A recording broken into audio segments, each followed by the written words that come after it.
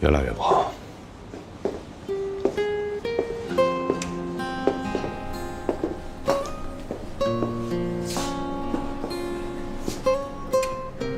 现在我时常都会想，也许忽然有一天，我就会见不到他。以前我跟文谷总是抱着希望，希望有一天他能康复，能像正常孩子一样，我们可以带着他出去玩，把以前失去那些快乐都给他补回来。可现在看他孱弱的样子，我就想着好好的疼他。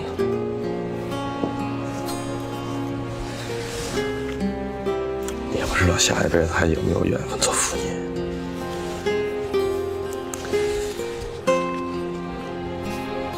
现在晚上睡觉，我们俩把他放在中间，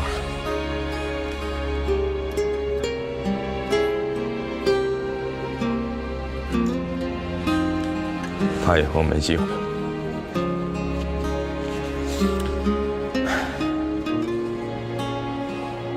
这么严重，你干嘛不说呢？说这些有什么用？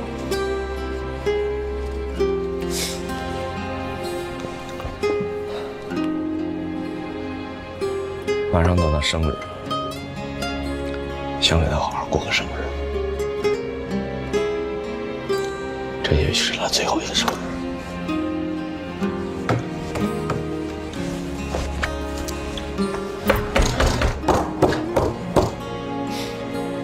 不用安慰我，我有思想准备。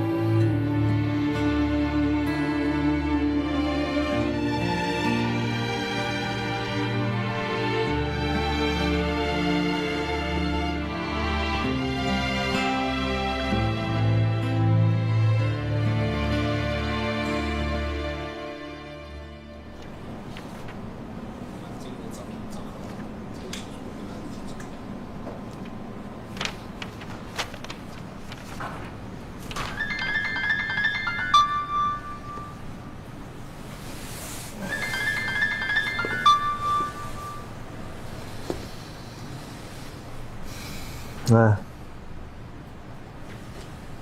泪已经窒息了，叫嘛在茶馆啊？走。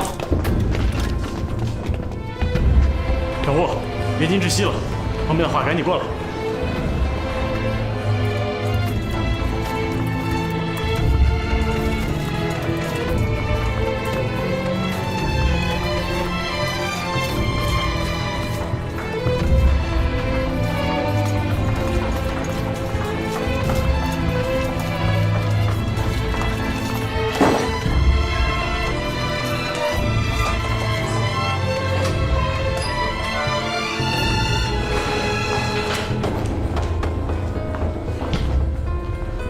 身份体征消失。麻醉室医生来了吗？正往这谈呢。他准备出产，传感器。报了，麻醉医师来了。插管。家属签字呢？家属没在。家属不在不行，一定要有家属签字。病人的爸爸呢？老周出去给他妈打绿帽去。插管吧，我负责。不行，医院规定你负不起这个责任。你赶紧插，我负责。不行，你负不起这个责任。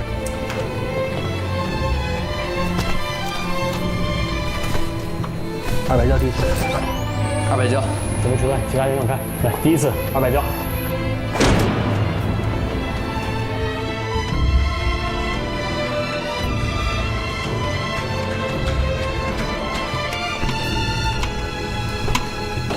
多巴胺80毫克。为什么插管？没有家属签字。你先插，插完了以后家属肯定给补上。不行，一定要有家属签字，医院规定的。哎，你干什么？你这样是违规的。松手，违规我负责。我告诉你，出了事儿你负责。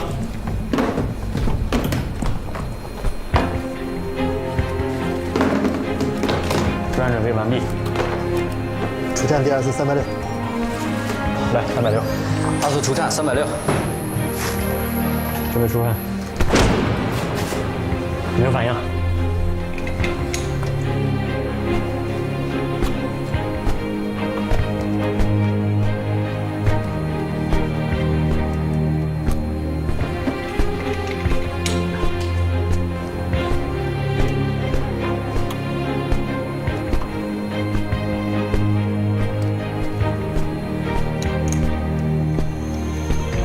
让开。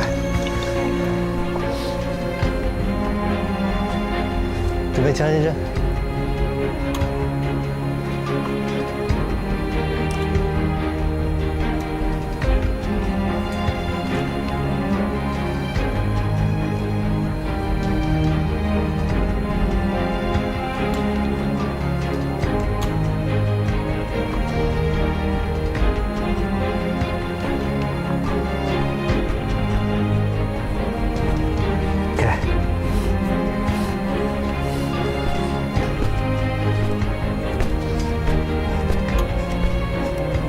没反应。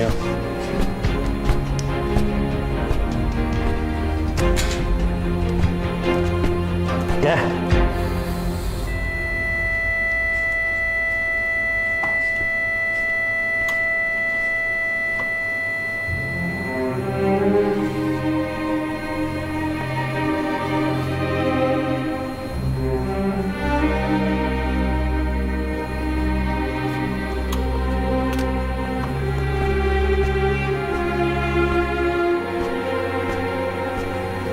给。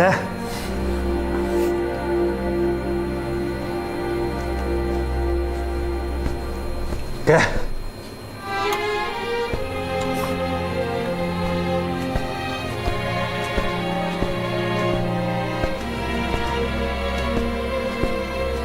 给。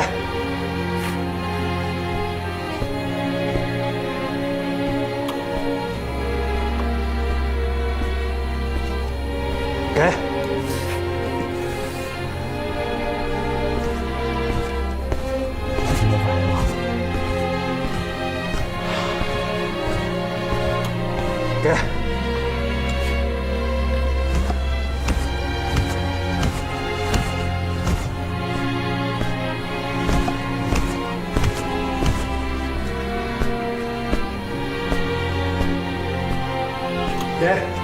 给。给。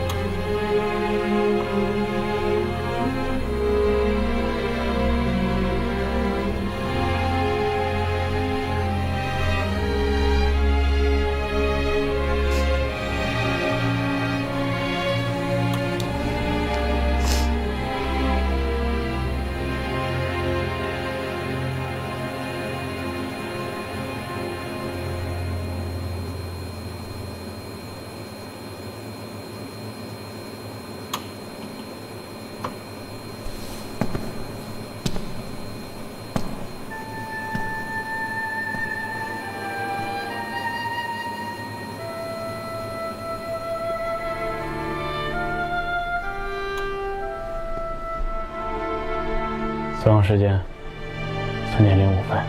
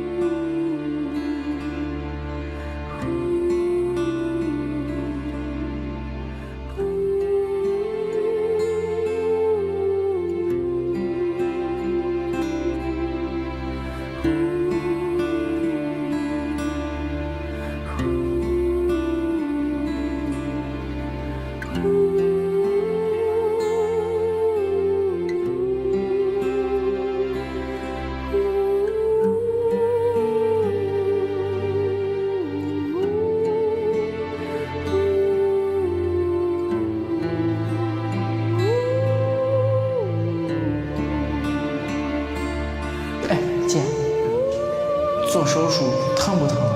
给你打了麻药，睡一觉就什么事儿都没有了。放心，给你动手术的医生是我们这儿最好的医生。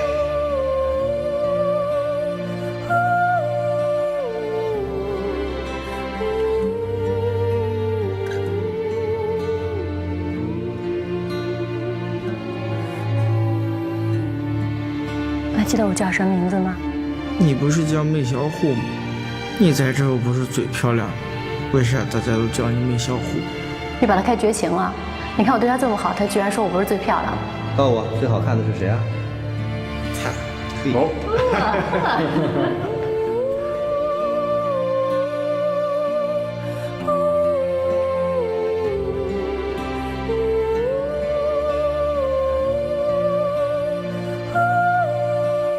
你好了以后可以带你爸去达人秀。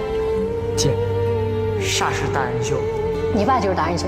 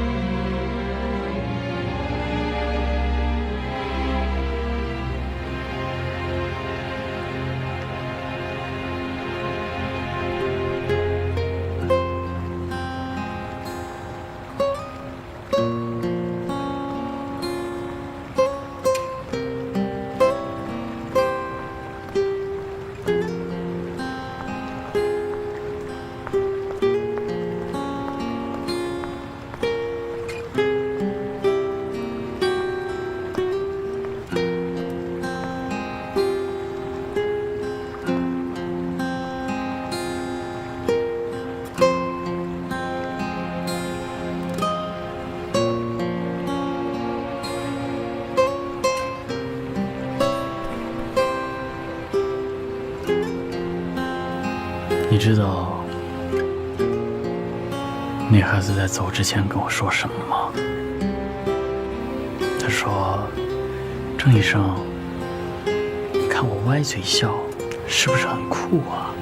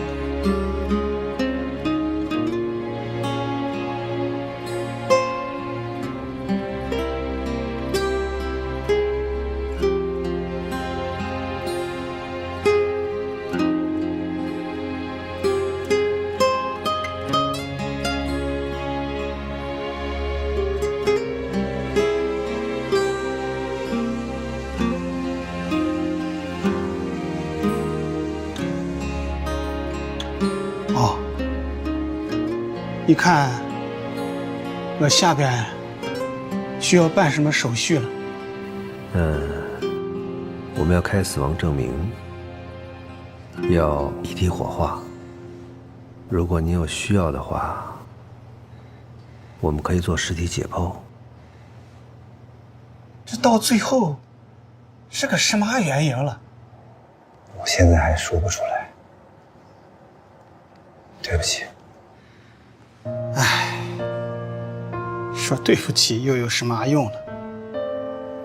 哦，对了，我好像还欠医院的费用呢。你看这个，这些费用医院承担。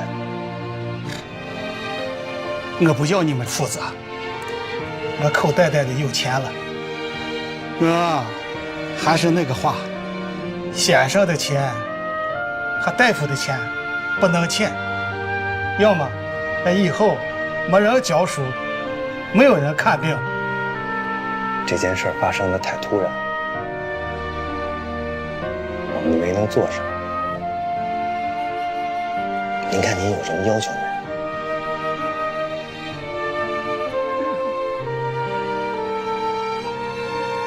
火葬的费用贵不贵？我们来出，我们来承担。要是超出我口袋袋里的钱，那就麻烦你们了。哦，大哥，你看我们还能帮您做点什么？没有了，霍大夫，我知道，这是我娃的命。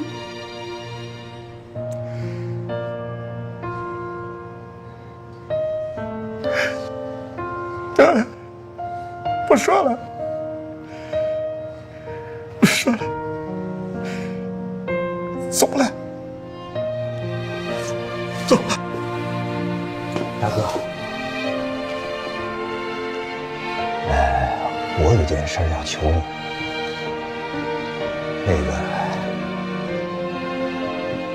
月经走了，但是到现在我们都不知道是什么原因。如果您能同意的话，我想我想做个解剖。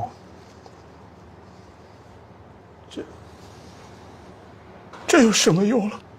对咱们的孩子，我们现在做什么都晚了。但以后这种事儿不能再发生了。我如果能知道原因的话，我以后就知道怎么再治这种病。这人死了，还要难一刀了。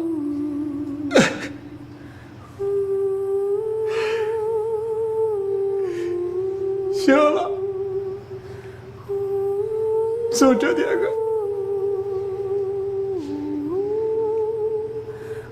大哥，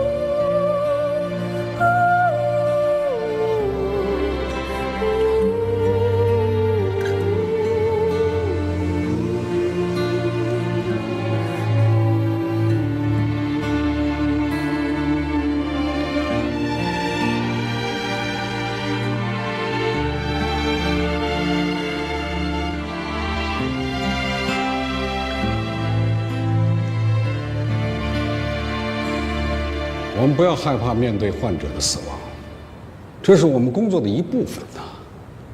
名医啊，是患者甚至于患者的生命造就的。说句难听一点的，我们都是从死人堆里爬出来的，啊。医学说白了，就是经验的科学。过去可能是100%的死亡病例，经过我们几次甚至于几十次的摸索总结，也许可以降低到50%，最后达到1%，那就是我们对医学对人类所做的贡献了。每一个逝去的患者呀，他们都不会是白死，都是未来希望的奠基者。关键是我们要善于总结经验教训，看看哪里还有失误，哪里还有可能提高，哪些个风险是可以避免的，我们要尽量避免人为的失误，要提高我们的护理水平，要加强对这类病人的监管。只要我们能够有所收获，能够学到东西，这样的病例就没有白做。啊，也讨论一下你们组上一周那个死亡病例吧。我们对手术过程进行了详尽的分析，在分析过程中，我们发现整个手术过程没有严重的失误。一开始我们分析的死亡原因，有可能是由于输血量过大导致的溶血性并发症，还有一种可能，像这个年龄层的病患，心脏病猝死率本身就比较高，也许是手术诱发了这种可能。我们首先感激病患家属对我们的理解，让我们可以对尸体进行解剖。接下来我们看一下解剖结论。这个病患心脏动脉血管狭窄，而且是先天畸形。这个病患脑部、心脏的血管全部是畸形的，这也许就是他们家族病最重要的特征。但我们还不可以做出结论，因为毕竟没有第二个相同病症的病患来我们医院就诊。但至少我们现在得出了一条经验，就是我们在做脑部手术之前，心血管也要查，我们要把身体其他部位都查清楚。如果发现问题，在手术之前提前进行矫正。我插一句，这种病例啊，即使在全国一流的医院里很难碰上。你总要有第一个吃螃蟹的人吧？这种疑难杂症的病啊，没有别的办法了，只能依靠科学，来不断的弥补漏洞，或者说缺失。医学就是这么发展起来的。在这里，我要提醒一下我们某些医务人员，在我已经强调了由我负责的情况下，依旧不进行急救措施，这在某种特殊情况下会导致无法挽回的后果。我们把时间抓紧一些，病患生命挽救的可能就大一些。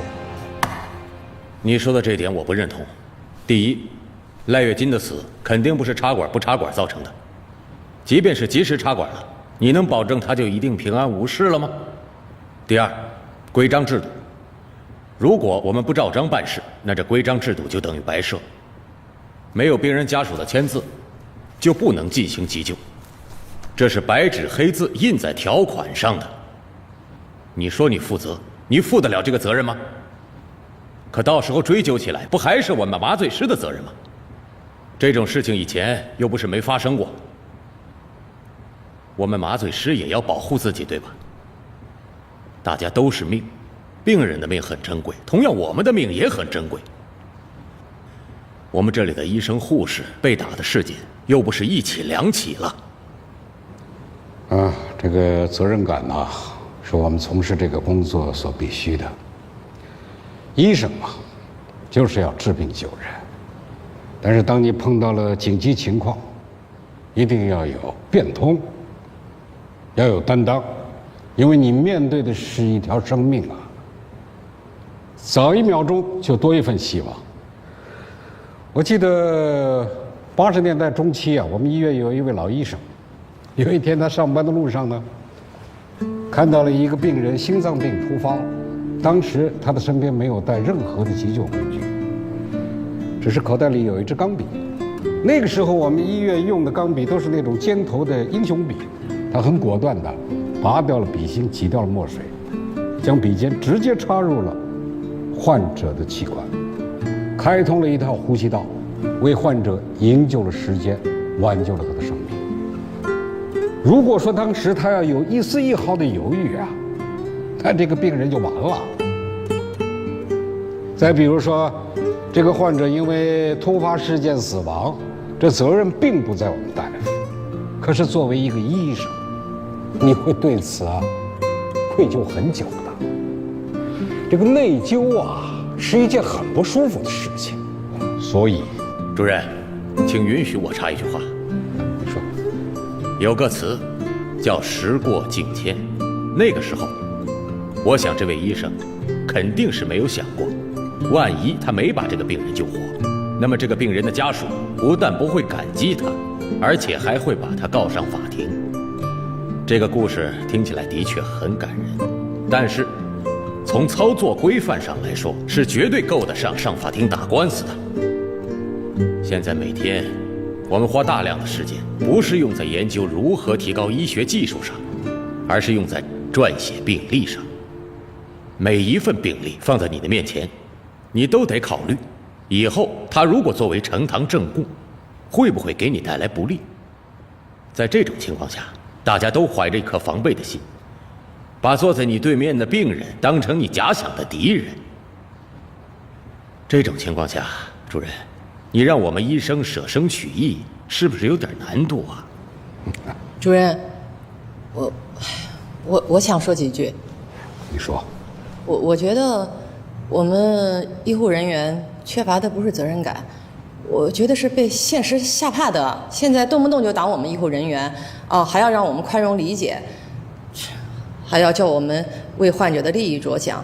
那我不明白为什么牺牲的就是我们呀？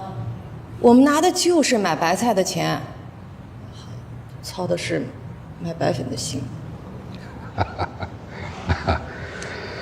哎呀，是这样的啊，大家呀都得凭良心做事儿。这个不见得所有的患者都是坏人。你看这次，霍思淼大夫遇到的这个患者，就是一个很通情达理的患者呀。别人家里边很穷，可是穷的有骨气啊，丝毫没有责怪我们的意思，也没有为此而谋利。所以啊，我们不能够光看到黑暗的一面，还是有光明的嘛。啊，给大家想一想，有这么多的患者啊，在我们的周围支撑着，我们没有道理不为之而献身呐。那只能说明一个社会现象：老实人吃亏。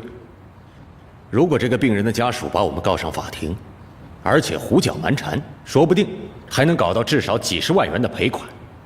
哼，这个社会是鼓励我们做老实人呢，还是鼓励我们去做恶人呢？好了好了，我们只能够讨论和解决医疗范畴以内的事情。再讨论下去啊，就与我们这个医务检讨无关了。之外的呢，我看还是交给社会吧。顺便呢，我向大家通报一件事情啊，关于17床那个病人手术后失明的事儿啊，我们医院已经做了详细的了解。责任呢，在我们院方，主要责任在王教授。那天手术，我认为我完成了。王教授又补了2勺。手感知道吗？手感这个东西很重要。是，今天要不是我发现的近视，你可以闯大祸了。看得见我手吗？什么都看不见呢。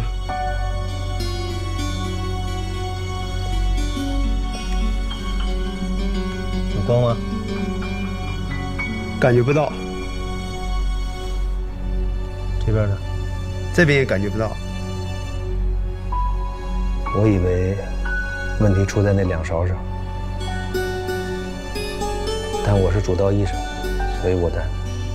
那是谁的责任，那就该谁负。院方呢，绝不姑息。所以院方考虑到王教授年事已高，决定解除和他的合作关系。对于这件事情呢，我也有不可推卸的责任，希望大家将来引以为戒，慎重、慎重再慎重，好吧？好，那就这样，散会。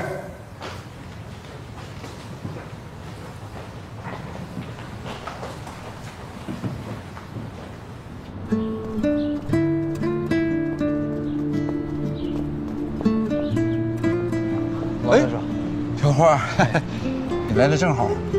这在医院里干了几十年，还没照过相呢，帮我照个相啊，留个纪念。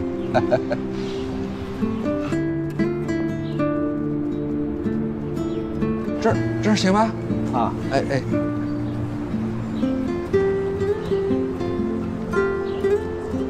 好嘞，好嘞，您看看。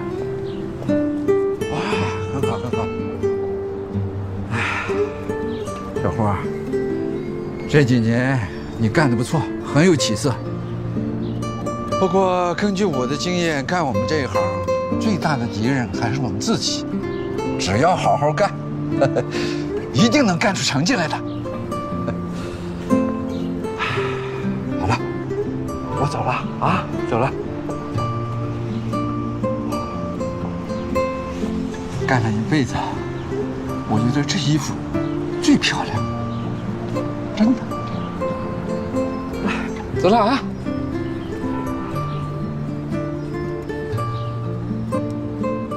在这间医院里，有2个人不在医院，我心里就不踏实，跟没魂一样。一个是我老师，我做手术的时候，哪怕他在手术室外边溜达，我手就不抖。动脉谱出血了。慌什么慌？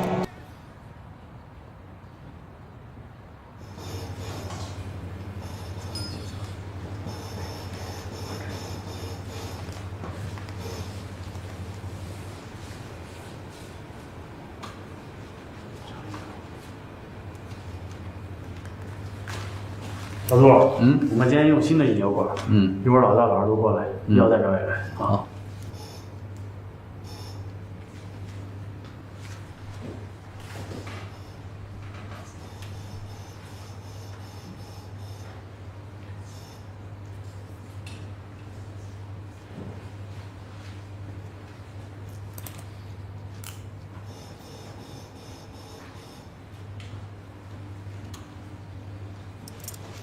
你这管子什么材质做的？我们要38000一根，国内产的几千块钱一根。对，我们这管子吧是有专利技术的，那些国产的管子根本就不能比啊，才用个2、3年就得换掉。我们这个管子啊，保证能用10年。你想10年了，什么国产管子啊，早已经换过3、4根了，所以这样算下来，差价就已经很小了。再有，每次手术病人都得吃苦，还有什么手术费啊、住院费啊、什么费啊，所以从表面上看起来好像是我们的管子比较贵些，但是仔细算算，还是我们的管子最划算的。这也不能单单是一个价格的比较，主要是医保费用，几千块钱的能报，3万8的报不了嘛。那没钱的人活该多受几次罪。再说了，这儿躺着的是一有钱人，万一躺着的是个农民怎么办？你又落伍了吧？现在农民要比城里人有钱啊！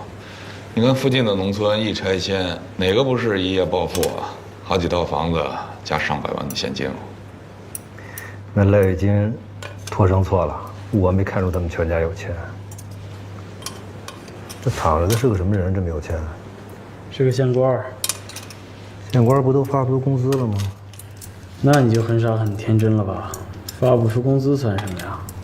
现在很多县都用白宫当政府大楼，气派着呢。这哪是国家拨款呀？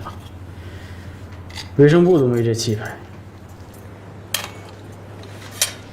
那边那扣子得扣上，你看那指针吧，就是量脑压用的。这个是吧？对。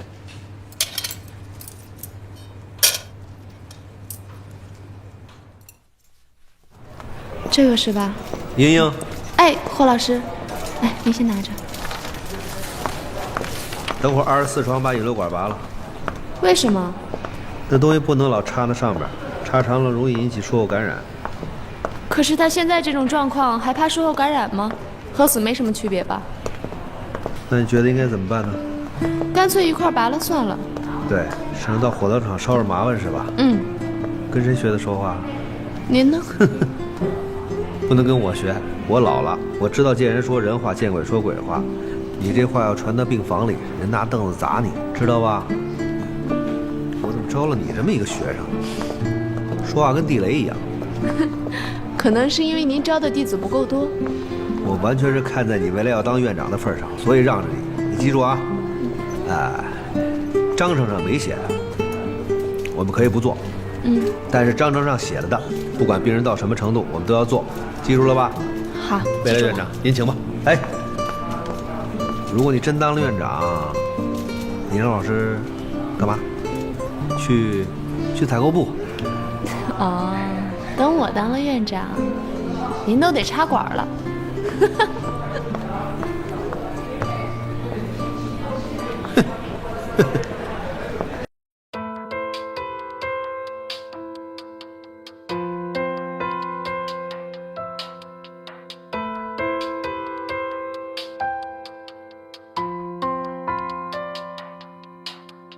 有些困惑，任性在心的角落，隐藏自我，你喜欢独自承受。